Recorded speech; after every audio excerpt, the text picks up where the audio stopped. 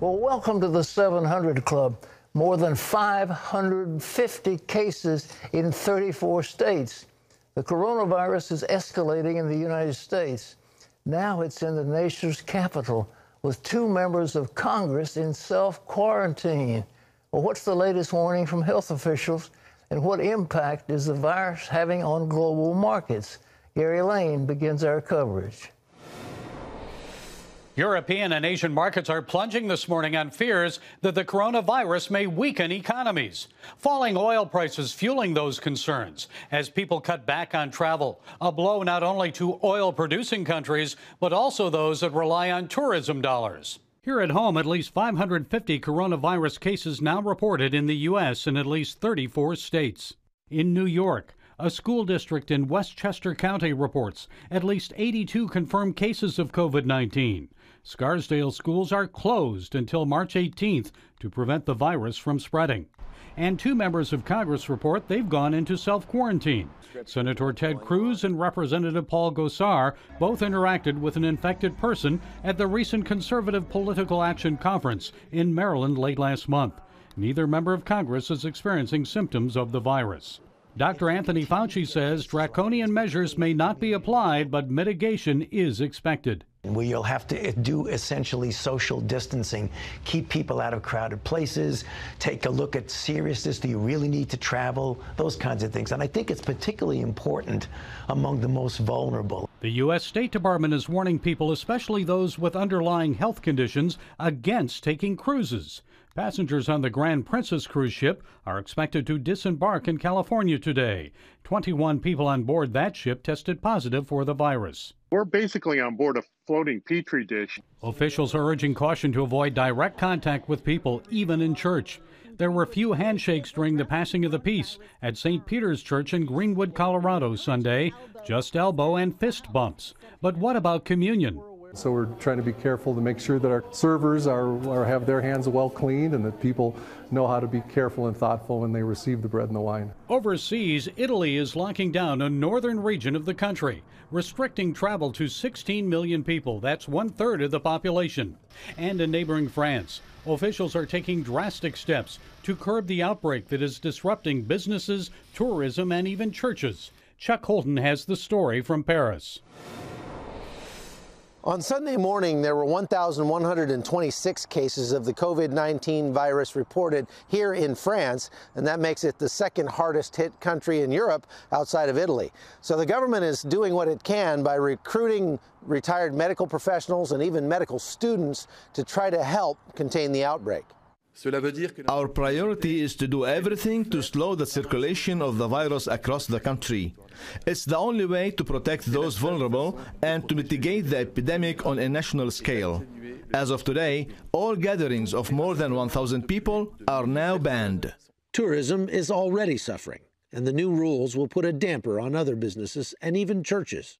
There are only a handful of Protestant churches in the entire country of France that can boast more than 1,000 members, and this is one of them. It doesn't look much like a church because non-Catholic congregations have been denied building permits for over 100 years in this country. So the congregation of the Paris Christian Center meets in a renovated parking garage. But that hasn't stopped them from growing to several thousand members. Many churches have decided to close their service. So we were wondering what to do, and we decided to stay open and preach the word and preach faith. But the coronavirus is changing some long-held traditions in the church. We told the people they should not shake hands or give kiss, at least for some time. And we told the people, that they can wave at people and greet the people with their hands and tell, "I love you" from the heart. Sunday's banning of gatherings over 1,000 people means the Paris Christian Center will likely be forced to stay closed next week. But that won't stop them from worshiping. If the government asks us to close down our service, we are ready, to stream from our website and from YouTube.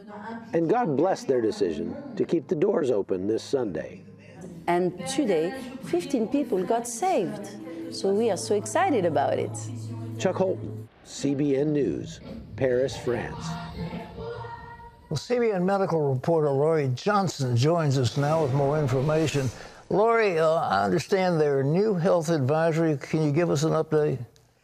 Pat, the White House Coronavirus Task Force announced people who are at highest risk of being hospitalized or even dying from the coronavirus need to right now start implementing what they call social distancing practices. As the name suggests, social distancing means keeping your distance from people. So this means especially avoiding crowds, avoiding flights, and especially avoid taking a cruise. And they extended this warning to people who are young and healthy, who are at low risk of having complications from coronavirus, but who have close contact with high-risk people. Now, this includes people where they live in multi-generational homes. So let's say you live with a parent or grandparent who might be at high risk, or maybe you work with somebody who is at high risk. Remember, we've talked about what it means to be high risk. 80% of people who get this virus are going to have very mild symptoms or no symptoms at all. But that other 20%, these are people who have underlying health issues like heart disease or lung disease, especially people who are elderly. Laurie, when we were first talking about it, you indicated influenza was much more of a killer than this coronavirus. Now I understand that the numbers, the percentage of deaths is something like 3.4%, but that's out of 100,000 cases. Well, what do you think the death rate is going to be on this thing? Do you know? That's actually a great question. The World Health Organization says overall the death rate is a little bit more than 3%, but they say that that is likely to decrease as more people are tested. Because, Pat, when we see a lot of people tested, then we see a lot of these very mild cases. Remember, the death rate is a very simple math problem. You take all the people who have the virus, and then the death rate is the percentage of that number who die from it. So, for example, here in the United States, not that many people have been tested yet, and the death rate is 5% because doctors are recommending people right now who are very high risk to be tested. But as more people are tested, millions of these tests are being sent out as we speak, and still millions more are going to be available in the weeks ahead. So we're going to see a lot more people being tested who have only mild symptoms or no symptoms at all, and that's going to drive down the death rate. Right now, the death rate for the flu is a little bit less than 1%. And we see in South Korea, where there's massive testing right now, the death rate from the coronavirus is less than 1%, almost in line with the flu. Laurie, I understood also that Russia hasn't been reporting anything, but I was told by somebody who's in the know about Russia that they really have a very high incidence of this disease. Do you know anything about that? Well, what's interesting is there's a lot of sort of speculation about the facts coming out of countries that are not our allies. So we look at China, and people are sort of skeptical about the information that they present, and now also Iran and Russia. But we do want to look at some of our allies like South Korea and Italy and look and see what's happening there as far as what kind of facts we can rely on. Laurie, if somebody has this, what do they experience? Is it something in the lungs? Is it a high fever? Is it a terrible headache? I mean, what do they experience? This is a respiratory disease, and the three main symptoms are cough, difficulty breathing, or shortness of breath, and a high fever. Well, if somebody has it, I mean, are they then hospitalized? I mean, they're incapacitated with it, or they're walking wounded? I mean, what goes on? Well, it's very interesting because 80% of the people who have it have very mild symptoms, and so many people don't have symptoms at all. We know this to be a fact, Pat, because we see some of these cruise ships where every single person on board was tested for the coronavirus, and so many of the people who test positive never have any symptoms. So again, we worry about the people who have maybe a pre-existing health condition, who are elderly, and these people need to contact their doctor if they're showing any symptoms, and their doctor will determine whether they need to be tested for the coronavirus, and if they test positive, if their symptoms are mild, they may be asked to quarantine at home for a couple of weeks, and of course, if their symptoms are more severe, they may require hospitalization. All right, when we were on before, we offered something called Build a Better Gut. We've had over 200,000 requests for this booklet. You said, and I want to say it again, that the immune system, about 80% of it is located in the gut. So if you have a strong immune system, are you pretty much going to have a mild case of coronavirus or no case at all? Well, it's so important, Pat, for all of us to do our part and try to stay healthy. We know that hospitals, for example, have about 50,000 ICU beds just ready and waiting for coronavirus patients, and they say that they're going to expand that to another 50,000, and they have about 60,000 ventilators, so that's great. But we can all do our part to make the hospitals available for people with coronavirus by not getting sick ourselves, because we know right now hospitals are overwhelmed with people who have the flu. This is an extremely severe flu situation, a very serious flu season right now. So yes, we can all do our part by not getting sick and overwhelming our doctors' offices and our hospitals with other issues. And again, getting back to interacting with people who may be high risk, we should all be practicing social distancing when we interact with people who are high risk, because we might not know that we have the coronavirus. So we need to be careful about kissing our parents and our elderly grandparents. As much as we hate to avoid doing that, it's only temporary, but really keeping our hands clean. And if you're living in a home that's multi-generational and somebody has the coronavirus, we need to keep our distance and keep the sick people away from the well people. Thank you, Lori. Ladies and gentlemen, we've got something that Lori did. It's called a news alert. Coronavirus, what you need to know. It's a fact sheet. We'll give you that. It's got a number of things. On the back, the 91st Psalm, which is encouraging. So we'll give you this. And this has been so important, as Lori said. 80% of your immune system is located in the gut.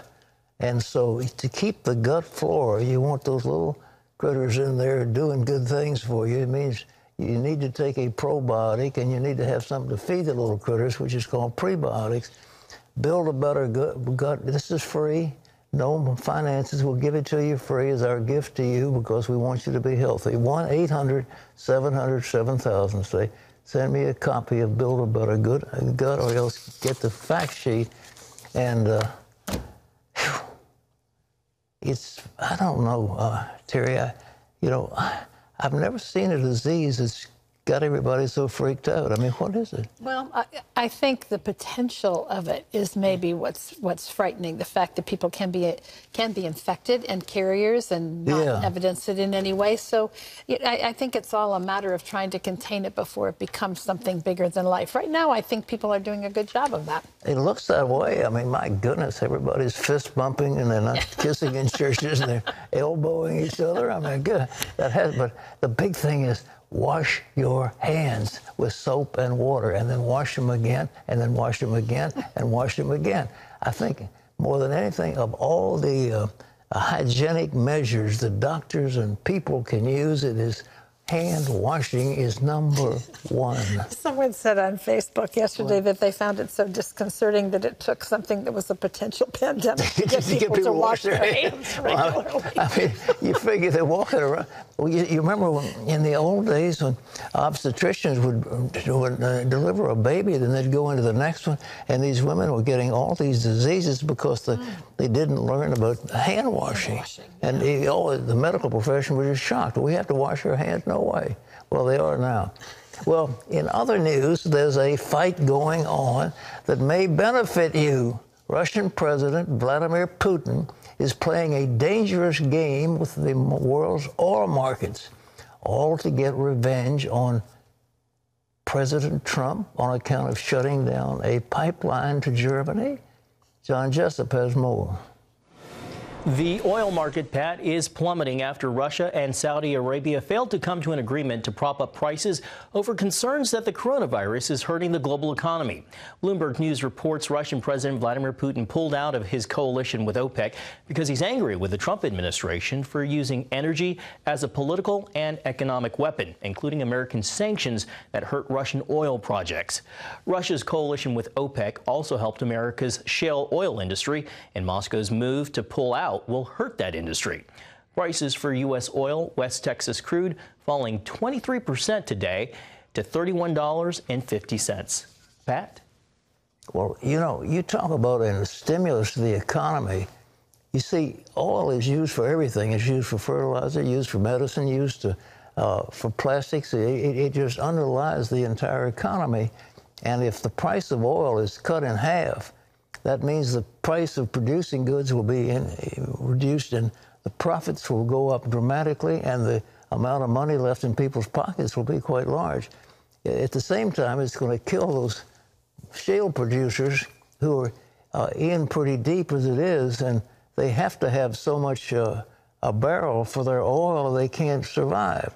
So Putin is trying to shut our shale down, and the Saudis are saying, well, if you're going to do it that way, we're going to shut you down.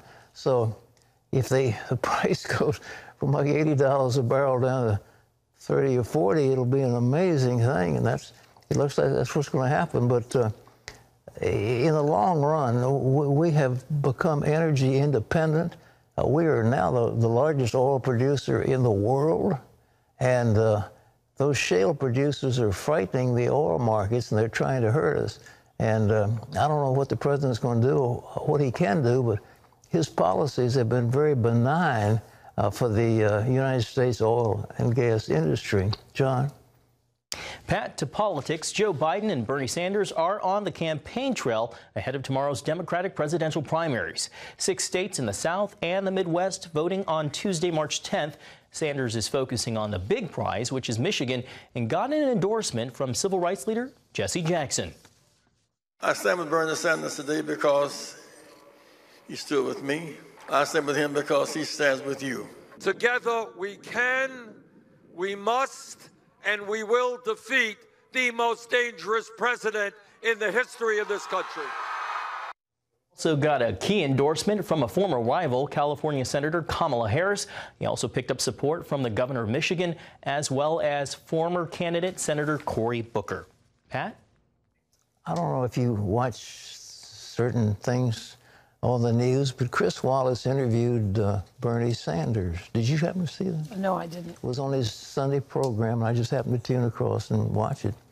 And I've seen softball interviews, but I don't think I ever saw anything to beat that. And you think, what in the world is going on?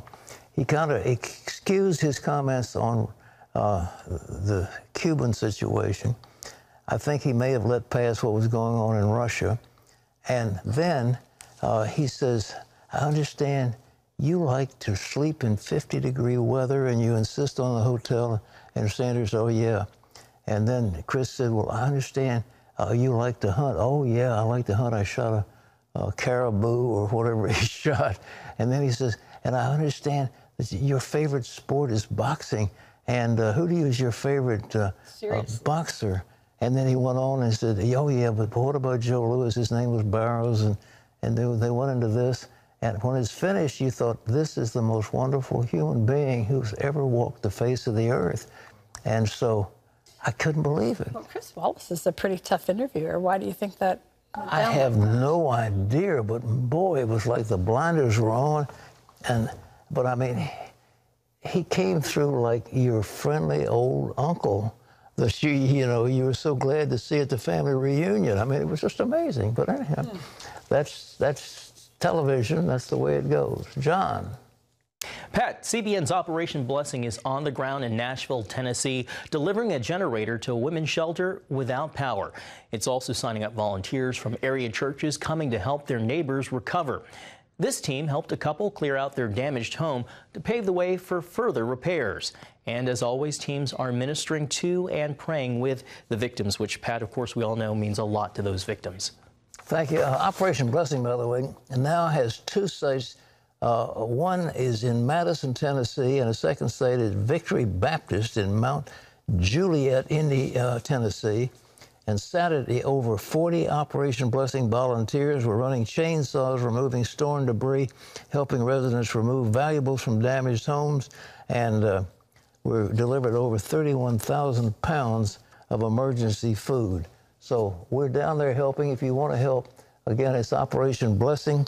Disaster Relief, 1-800-700-7000. Those people really had it hard down in Nashville, and these are our friends and neighbors, and we have a pretty big operation. in Nashville. It was devastating. Oh, it was terrible. I just there. couldn't believe it. I mean, they woke up in the middle of the night, and I mean, they didn't wake up, but they were in the middle of the night, and suddenly this thing hit, and it was just terrible. So we want to help them. 1-800-700-7000. Operation Blessing, disaster relief, and we could use your help, that we could help others. All right?